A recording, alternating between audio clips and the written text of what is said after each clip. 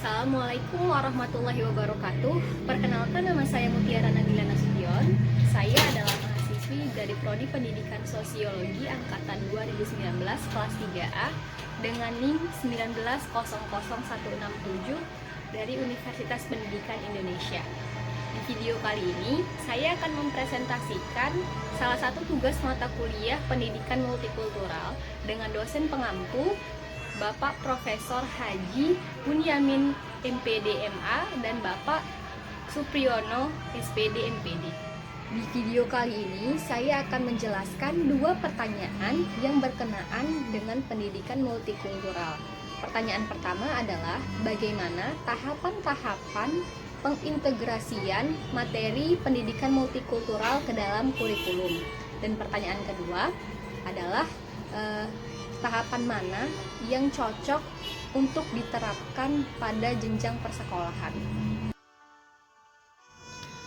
Ada 4 tahapan pendekatan yang mengintegrasikan materi multikultural ke dalam kurikulum, yaitu yang pertama, pendekatan kontribusi. Pendekatan kontribusi adalah salah satu dari yang paling sering dan paling luas dipakai dalam fase pertama dari gerakan kebangkitan etnis. Pendekatan kontribusi juga sering digunakan jika sekolah mencoba mengintegrasikan materi multikultural ke dalam kurikulum aliran utama.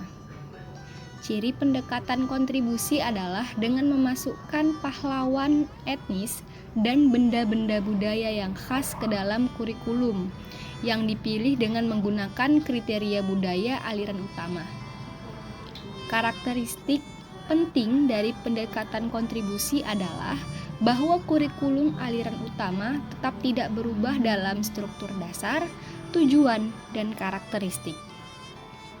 Persyaratan implementasi pendekatan ini adalah minimal yang hanya mencakup pengetahuan dasar mengenai masyarakat, pengetahuan tentang pahlawan etnis, dan peranan kontribusinya terhadap masyarakat. Tahapan kedua adalah pendekatan aditif. Pendekatan aditif adalah penambahan materi, konsep, tema, dan perspektif terhadap kurikulum tanpa mengubah struktur, tujuan maupun karakteristik dasarnya. Pendekatan aditif juga sering dilengkapi dengan buku, unit atau bidang terhadap kurikulum tanpa mengubahnya secara substansial. Selanjutnya adalah pendekatan transformasi. Pendekatan transformasi berbeda secara mendasar dari pendekatan kontribusi dan pendekatan aditif.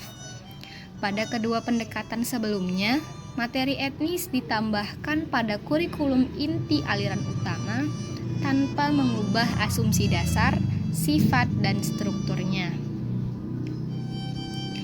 Nah, pendekatan transformasi mengubah asumsi dasar kurikulum dan menumbuhkan kompetensi siswa dalam melihat konsep, isu, tema, dan problem dari beberapa perspektif dan sudut pandang etnis yang akan memperluas pemahaman siswa akan sifat, perkembangan, dan kompleksitas masyarakat. Tahap terakhir adalah pendekatan aksi sosial.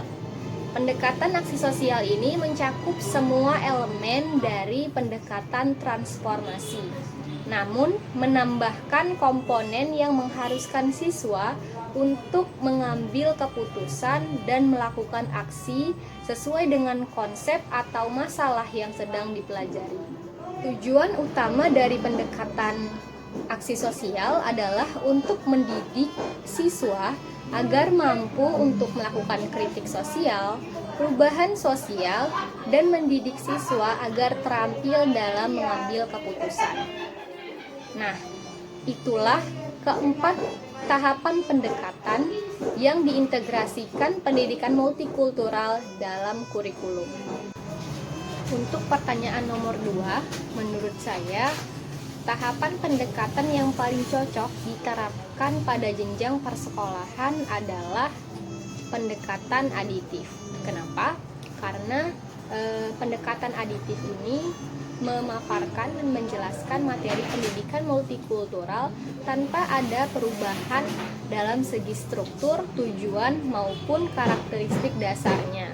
Tetapi ada penambahan dalam segi materi, konsep, maupun perspektifnya melalui buku, sehingga siswa memiliki dasar yang jelas dan murni tentang suatu keilmuan, khususnya ilmu pendidikan multikultural.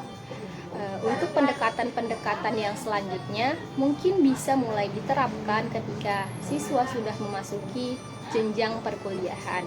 Karena fondasi pemahaman pertama yang paling menentukan siswa untuk memahami suatu materi pembelajaran. Jika dari awal sudah banyak yang dirubah, maka dikhawatirkan siswa akan keliru dalam memahami konsep pendidikan multikultural. Sekian jawaban dari pertanyaan di atas, kurang dan lebihnya saya mohon maaf. Assalamualaikum warahmatullahi wabarakatuh.